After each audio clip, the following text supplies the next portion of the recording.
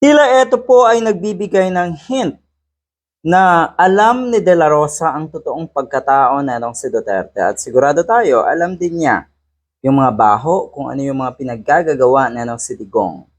Baka nga kasama siya dyan.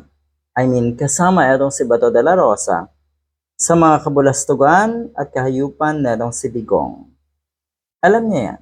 Di ba nga, sabi ng mga netizens, sabi ng taong bayan, yung mga katulad ni Bato de la Rosa ay isinangla na ang kaluluwa kay Digong. Napakasaklap na nakatotohanan. Pero wag ka, totoo. Totoo talaga yan.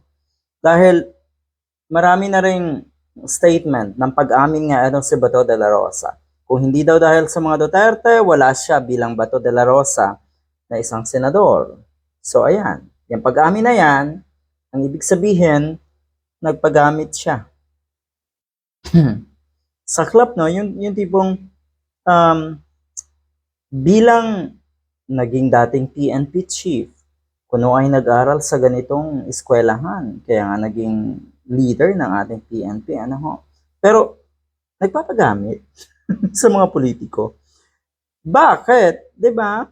So 'yon, ang sabi niya, malaking utang na loob niya sa Digong na ito, kaya naandyan at suportado pa rin si Digong o niya si Digong.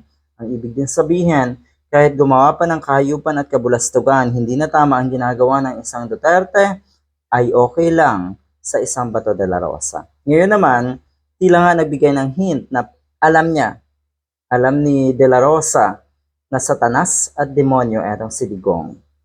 Tignan natin. At yun nga, sinisipan itong si Bato de la Rosa ang taong bayan.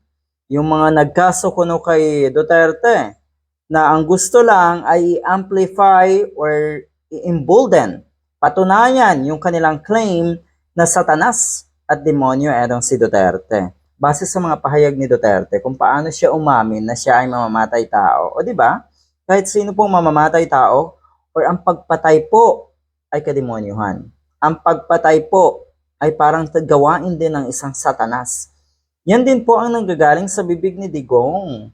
Mumurahin ang Santo Papa, halimbawa, magmumura o national television. Ano yun? Kabutihan ba yun? Kabutihan yung mga ganon? Kabutihan ang pagiging mamamatay tao? O di ba hindi?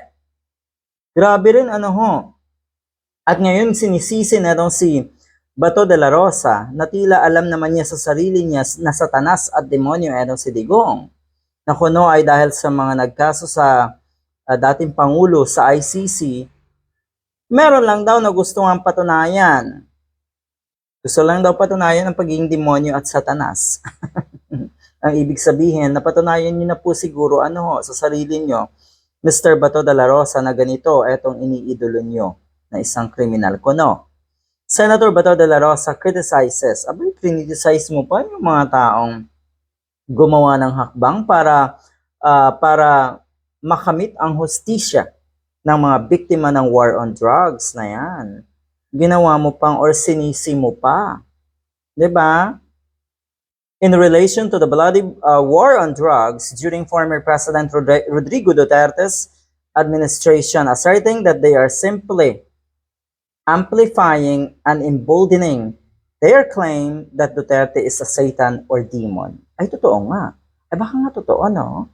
Alam ni De La Rosa to. Naku po, ay baka managot ka niyan kay Digong dahil kung ano-anong pahayag ang binibitawan mo kasi na hindi mo pinag-iisipan. Naku, good luck.